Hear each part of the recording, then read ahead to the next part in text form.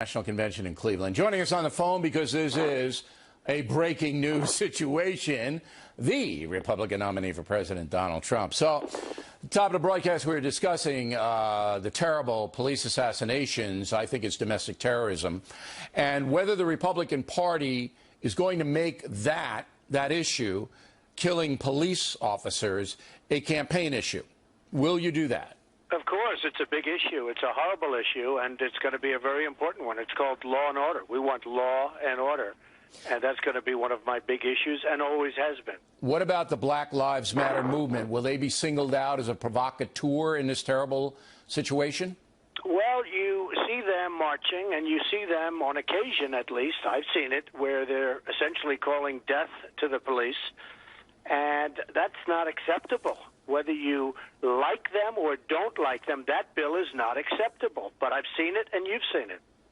When you say it's not acceptable, if you are elected president, what can you do about a group like that? Well, I think you have to look into it very seriously, because people get themselves into big jams for saying a lot less than that. I mean, I've seen them marching down the street, essentially calling death to the police, and I think we're going to have to look into that, especially in light of what's happening with these maniacs going and shooting our police.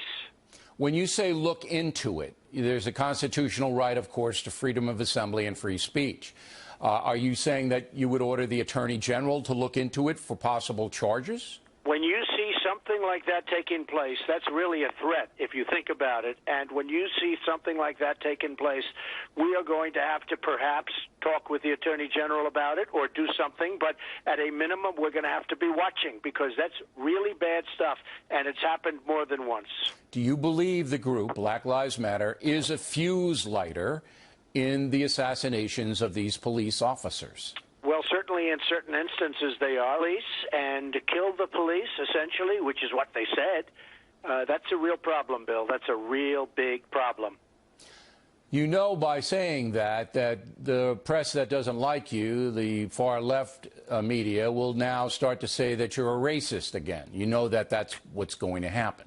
Well, I'm probably the least racist person there is, and I'm doing very well with the African community, the African-American community. I'm going to bring jobs back to the country, and nobody can bring them back, and you understand that, but nobody can bring them back like I bring them back.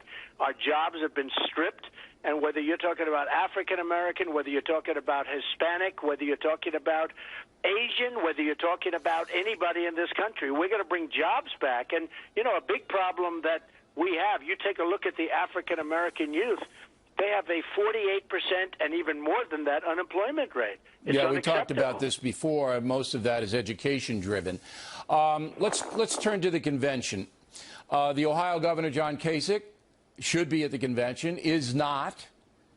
Have you spoken with him? How do you feel about that? Look, I beat him very badly. I won 38 states.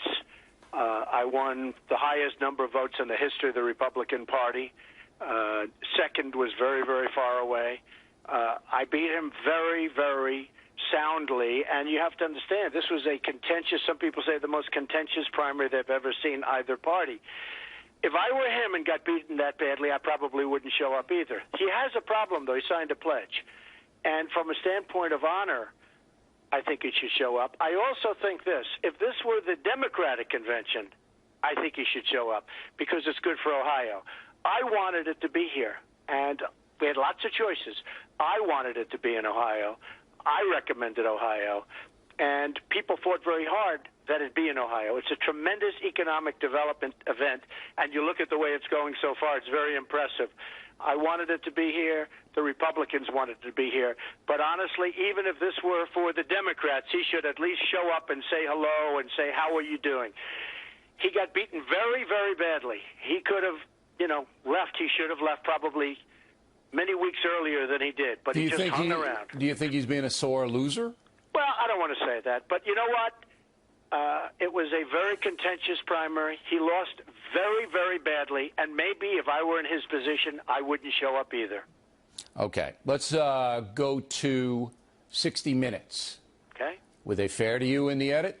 I think so. I really think so. I mean, she asked questions, and, I was against the war in Iraq, and If you take any candidate, and I don't care who, I can go through hundreds, you're always going to have differences in terms of what you were with and what they were with. So, but I was against the war in Iraq, and Mike Pence, who has been so fantastic and so well received, and you see what's going on. You see the love in this massive arena that I'm about to go into very soon. But you see the kind of love and enthusiasm in that arena. It's incredible. And I think a lot of it is the fact that they really liked my choice. But, you know, he's made over the years, you know, many years ago, he's made decisions that were different than I would have made. But I was against the war in Iraq. I said it was going to destabilize the Middle East. It has. And right now the Middle East is in the worst shape it's ever been in. And this is after spending trillions of dollars and thousands of American lives. Yeah, it's a mess. There's no doubt about it. Bill, than we were 15 years ago when we started. Now, I think Republicans generally like Governor Pence as a VP, but the liberal press right away tried to demonize him as a right-wing fanatic, a religious fanatic, because of his very pro-life stance.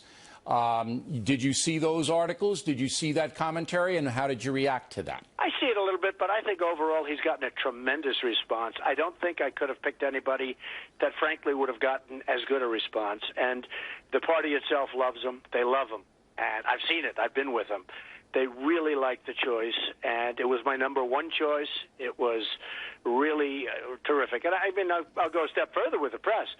Because of what had happened, the tragedy, as you understand, in Nice, I delayed it for a day. If I would have had that news conference that morning, right after the horrible event that took place in France, that would have been catastrophic. It would have been so disrespectful, and I would have taken a lot of heat. By delaying it for a day, they said, oh, maybe he's not sure of his choice. I was 100% sure of my choice. It was made up. It was pure fiction by the press. But that's the way it is. I will say this. I'm very happy with Mike. I cannot believe how well received he is. Yeah. In fact, much better than I even thought, Bill. And you don't really need any more flamboyance. I know you understand that. You don't really need that. I think you have that category covered. And that, in that regard, when you speak on Thursday evening, what is going to be the theme of your remarks, other than the general, let's make America great again? What are you going to hit there? Just give us a little preview. Well, I have many themes, actually, Bill. This is a speech that's going to be a relatively long speech, and I have many themes. And one of them is obviously law and order, and that's coming up more and more because I'm feeling more and more strongly about it when you see what's going on with everything. I mean, we have to have and we have to demand from our politicians who are weak and ineffective right now. We have to demand law and order. So we'll be talking about that. I'll be talking very, very strongly about borders and security, and it's part of law and order, but I didn't view it as much a part of law and order. I viewed it as borders before, so to stop crime in this country and stop other problems and help with employment and lots of other things. We'll be talking about the wall. We'll be talking about the tremendous tax decrease that we're going to be given, the biggest of any candidate running, Republican or Democrat. So we're going to be doing a major tax cut, and we're going to get rid of a lot of regulations that are just absolutely killing business. They're unable to start. And very importantly, we're going to fix our depleted military. We're going to take care of our veterans. We're going to get rid of Obamacare and come up with a plan that is so much better and so much less expensive, and many other things. So it's going to be a pretty large speech from the standpoint of what it's going to cover. All right. And finally, the speech of the evening tonight is your wife, Melania. That's right. What is she going to tell us? Well, hopefully she's going to say that she really loves her husband, and she understands me. She understands me better than anybody else. And that you need a PhD to do that, you know? I could have had you. She is going to hopefully be just doing a great thing. I mean, it's a very, very tough thing for somebody to get up in front of. Oh, and she doesn't seek the spotlight, you know? No, she doesn't. She's got tremendous confidence. She doesn't seek the spotlight. As the expression goes, I'm doing this to make America great again. She didn't need it. I guess I didn't need it either. But, you know, this is the way it happened, and I'm so happy I did it. I've gotten to know the people of this country. But Melania is going to go up and just a little while. Is she scared? Is she nervous? I'm going to give her a very short introduction. Yeah. Very, very short. She's a terrific person, and I think she's going to do a terrific job. Is she scared? I think she's a very confident person, but I think she has to be a little bit, right? You know, That's big I don't forum. even want to ask her the question. I don't want to put it in her mind. And you're going to introduce her, right? I'm going to give her a very quick, brief introduction All right. because this is about her. This evening is really about her. She's a great mother. She's a terrific woman. You know her. And she's been a great wife. And I'm going to give her an introduction, and she'll go up, and I think she's going to do really well. All right. Look, we know how busy you are tonight, and we can't thank you enough for taking the time to talk to millions of people watching you right now. And we're going to take a quick break, and then we'll come back to the convention floor as the Factor continues recovering the Republican convention in Cleveland, Ohio.